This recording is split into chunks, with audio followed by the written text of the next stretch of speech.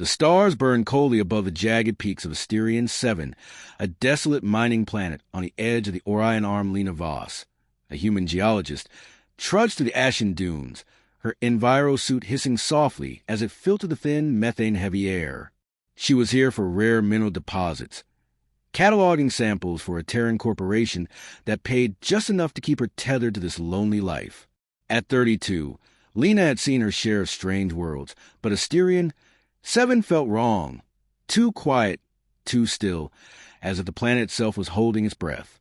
Her scanner pinged, pulling her attention to a faint heat signature buried in a nearby ravine. Probably a thermal vent, she thought, but curiosity tugged at her. The corporation didn't care about anomalies unless they glittered with profit, but Lena had always been a scientist first. She adjusted her pack and descended the crumbling slope, her boots crunching against brittle stone. At the bottom, she found not a vent but a small, shivering creature, no larger than a house cat, curled against a rock. Its fur was a shimmering silver, rippling faintly with bioluminescence, and its 6 delicate limbs trembled in the cold. 2 large, opalescent eyes blinked up at her, radiating fear. Lena froze. She'd seen plenty of alien fauna, most of it dangerous, but this was different. It looked vulnerable. "Hey, little one," she whispered, crouching slowly. The creature whimpered, a sound like wind chimes, and tried to scuttle away, but collapsed, its tiny body heaving.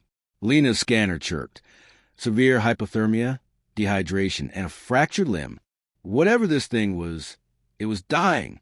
She glanced around, half expecting a mother beast to come charging. Nothing. The ravine was empty, the silence oppressive. Lena's training screamed at her to leave it. Unknown species, unknown risks, but her gut churned at the thought of walking away. "Damn it," she muttered, pulling a thermal blanket from her pack. She wrapped the creature gently, its faint warmth seeping through her gloves. It didn't resist, only stared at her with those haunting eyes. Back at her rover, Lena rigged a makeshift incubator using her suit's spare power cell. She fed it diluted nutrient gel, the only thing she had that might pass for food. The creature lapped at it weakly, its glow strengthening slightly. "You're a tough little thing," she said, smiling despite herself. She didn't know what it was, but it was hers to save now. Hours later, as she monitored its vitals, a shadow fell over the rover. Her sensor screamed, multiple heat signatures, closing fast. Lena grabbed her pulse rifle and peered through the viewport. 3 sleek, angular ships hovered above, their hulls shimmering like liquid metal. Alien, not just any alien. Klythar, the galaxy's self-appointed enforcers of order. Their empire spanned systems, and their laws were as rigid as their crystalline biology. A voice crackled through her comms, sharp and synthetic.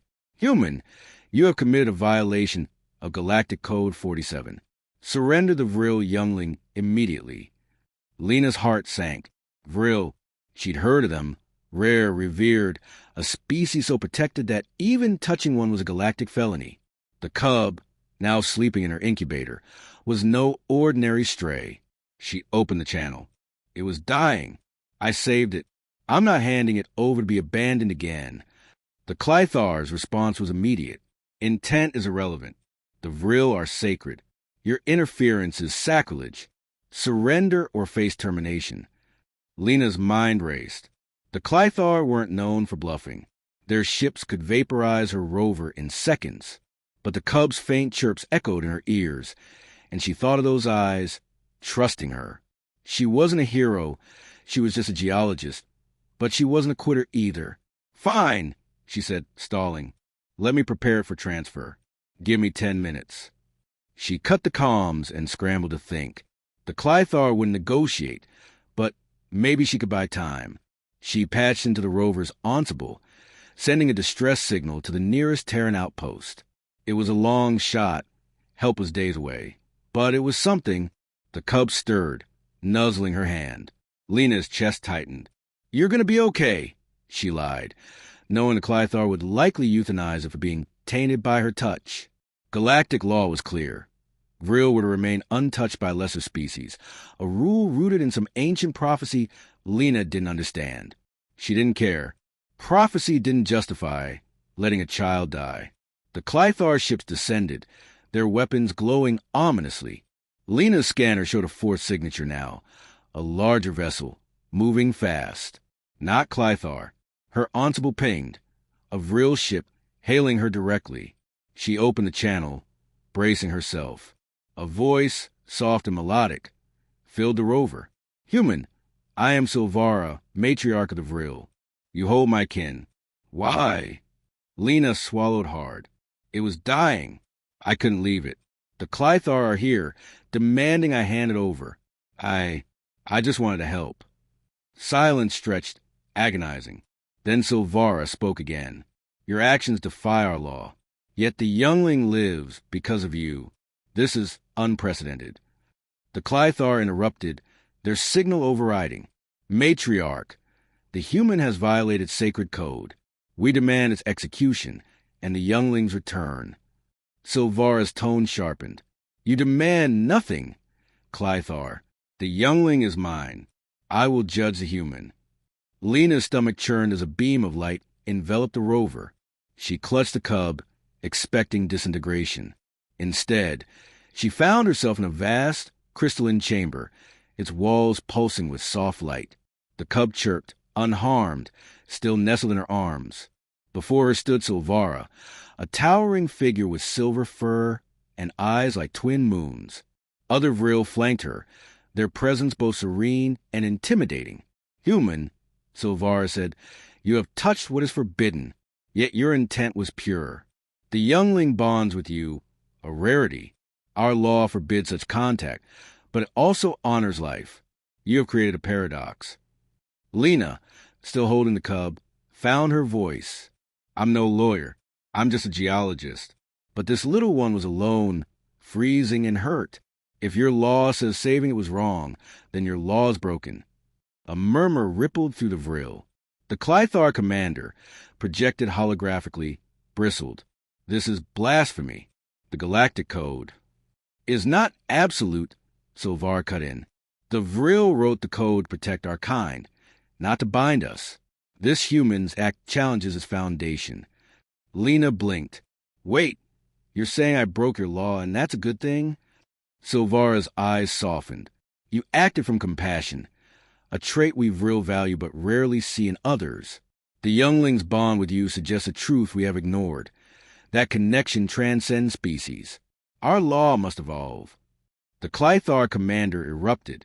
"This undermines galactic order. If humans can defy sacred law without consequence, there will be consequences," Silvara said, "but not death.